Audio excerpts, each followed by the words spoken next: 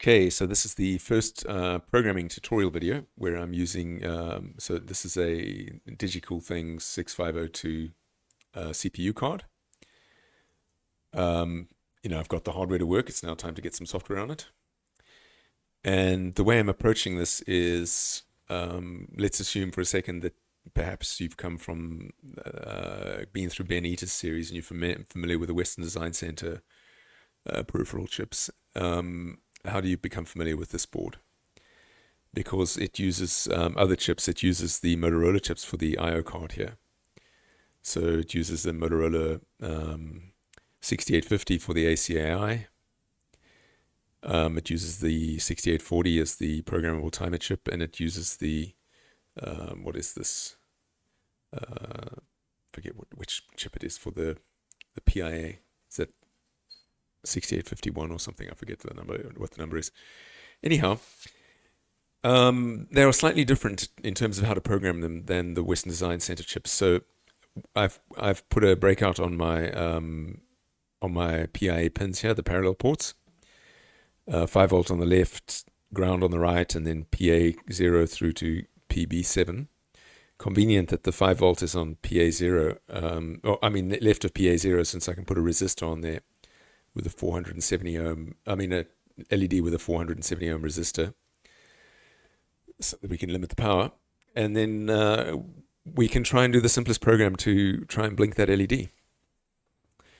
So I'm using the Hopper 6502 assembly toolchain, and there'll be videos at the end of this one to show you how you get this installed on Windows. It's a development environment for Windows. Primary purpose of the development environment is to develop a Hopper and run a debugger across the serial port, so you can debug your code in Hopper while it's actually running on the board. But being more of a sort of a C#, C Java style programmer than a legacy assembler programmer, I decided to write a 6502 toolchain that uses C syntax. And it also has a couple of features that I like from C, like it has namespaces, for example, and it has units, which are like Turbo Pascal units. Hopper uses units. So it has it uses the same preprocessor as Hopper, so it has a lot of the same features as Hopper. So the way conditional symbols, if def and all that work, it's all the same for both Hopper and 6502 assembly on Hopper 6502 assembly. Hex is OX and binary is OB, like the same as it would be for C. Okay. But the same applies if you're using another assembler as well. You'll learn the same from the code. So moving on, the parallel interface adapter. It's a parallel port. It's got port A and port B, much like the Western Design Center VIA does. The Western Design Center 65C22. It's slightly different in that it has less register addresses. So the way you distinguish between port A and data direction to register A, because they're both on the same address, is you use a control register to switch between them. By default on this board, I/O is at E000 hex. On my board, it's at F000 hex.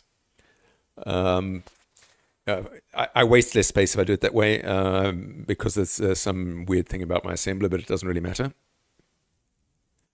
In your code, it's good to just offset it always against some baseline, so that if someone else's I/O is at a different location, it's easy to change it, and then just add the indices to each register.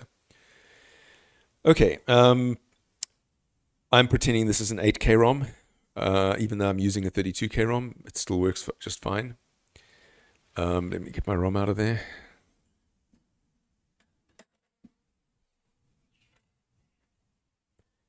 And put it in the programmer.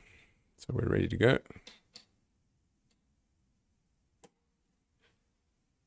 Yeah. All right. Let's have a look at the program quickly. How does it work? In the main entry point for Hopper, that's like C in main. It's Hopper in Hopper 6502 assembly or in Hopper itself. We load all zeros into control register A, and that that switches so that the data direction register is being addressed by address 0 there. And then into the data direction register, we write a 1 for port A0. And that specifies that port A0 is an output pin rather than an input pin. So by default, they should all be input pins. Otherwise, you're putting current out onto a circuit that's unpredictable. Like if you've got things plugged in, you should always start with them all being inputs. And then after we've set the data direction register, we then put this bit in the control register A, switches that address back to port A. So when I'm using this address here, I'm writing to port A. And so that's putting a 1 into port A and putting a 0 into port A. In other words, blink on, blink off kind of thing. And in between each blink, we're delaying for, what did I do? I try to make it about 500 milliseconds here with my timer. Just to be consistent against across my other blink examples. This means you get a blink every second. So yeah, Hopper 6502 assembly has loops and it has if statements, and it does a really good job of optimizing all these jumps and putting in the shorter instructions if it's short enough and all that, so you don't have to worry about that. And you can conditionally branch on all the flags. It supports a switch statement, which works on the flags. On index registers X and Y, but you can also do a switch statement on A. It's quite a nice, comfortable place to code an assembly. Okay, and all the options are on the menus, and we're outputting disassembly as well. So let's F7 that. So it's built it successfully. Now, I can go and have a look at the disassembly. Where are we? So the disassembly, the disassembler has a mode called OG, which gives you the sort of traditional syntax, and C cleans it up a bit and gets rid of the source from it because the source lines won't match for the optimizer. So we can run this disassembly, and then it always puts the disassembly into the debug folder. So there's a listing, so we can have a look at it.